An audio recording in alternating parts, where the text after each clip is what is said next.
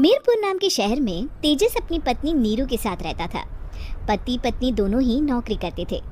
एक दिन तेजस गांव अपनी माँ के पास फोन करता है।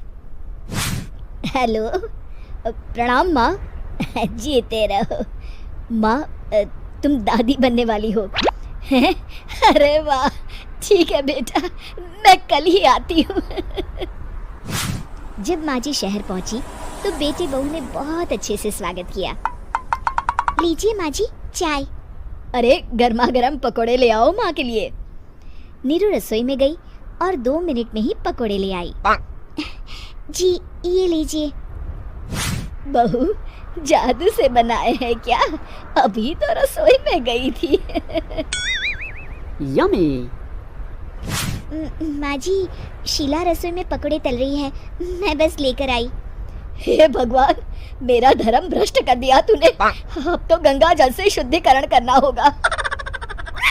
दूसरे दिन, माँ जी मैंने नाश्ता बना दिया है, ऑफिस जा रही हूँ। पर अभी तो घर का सारा काम पड़ा है। शीला आती ही होगी, झाड़ू पोछा बर्तन कपड़े वो सब कर लेगी।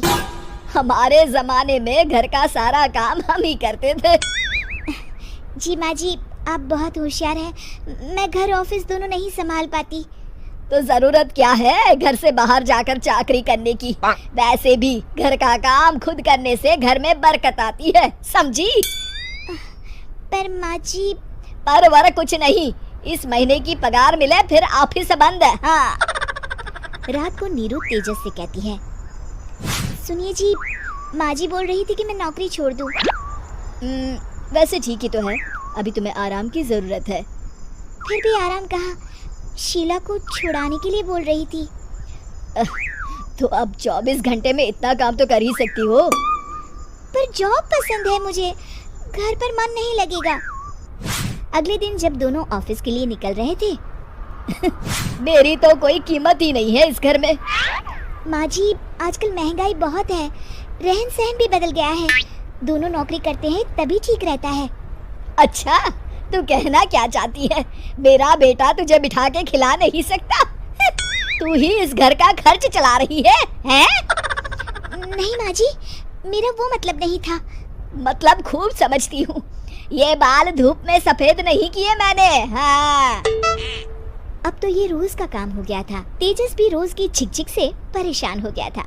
एक दिन उसने कहा, नीरू, वैसे भी तुम्हें मैटरनिटी लीव मिलने वाली है, तो अभी से ही छुट्टी ले लो। पर क्या, मेरी सैलरी अच्छी खासी है। आखिर नीरू ने रिजाइन कर दिया। जब बच्चा हुआ तो घर में सब बहुत खुश हुए। कुछ दिनों बाद तेजस फाइल देख रहा था। क्या हुआ तेजस, कुछ परेशान लग रहे हो? हाँ, वो हमारी जितनी सेविंग्स थी वो तो हॉस्पिटल में और छठी के फंक्शन में खत्म हो गई है नीरू। और अभी वैसे मंदी चल रही है तो मैं बोल रही थी कल मुन्ना को हेपेटाइटिस का टीका लगवाना है। नीरू, क्या पोस्टपोन नहीं कर सकते? नहीं जी, बिल्कुल नहीं। अब तेजस को समझ में आ रहा था कि उससे गलती हुई है। पैसों की कमी का असर घर के माहौल पर भी पड़ रहा था। अगले दिन, बेटा मेरा चश्मा और ये दवाइयाँ ले आना, पर्चा देते हुए माँ जी ने कहा। जी। तेजस, मुन्ना के लिए दूध का डिब्बा और डायपर भी ले आना, और ये किराने के सामान की लिस्ट है, इसे भी लाना है। तेजस गुस्से में लिस्ट मरोड़कर फेंकता है और चिल्लाता है, पैसे क्या पेड़ पर उगते हैं? ये ले आना, वो ले आना। अरे पर ये जरूरत का सामान ही है। वो गुस्से में बिना कुछ कहे ऑफिस चला गया। अरे लंच तो ले जाइए। नीरू दौड़कर डिब्बा पकड़ाती है। एक दिन खाना खाने के बाद, नीरू, अब तो मुन्ना कुछ बड़ा हो गया, तो अब तुम वापस ज्वाइन कर लो ना जॉब। पर इस रिसेशन में जॉब मिलना बहुत मुश्किल है। ट्राई तो करो। फिर मुन्ना? माँ जी है ना, और एक फुल टाइम मेड भी लगा लेंगे। पर माँ जी, उन्हें तो पसंद नहीं। तभी माँ जी वहाँ आ जाती है और प्यार से नीरू के सर पर हाथ फेरते हुए बोलती है, अब मेरी समझ में आ गया बहू, पहले के और अब के समय में अंतर है। तुम काम शुरू करो, मुन्ना की जिम्मेदारी मेरी। मेरी प्यारी माँ जी। ये कहकर नीरू उनके गले लग गई।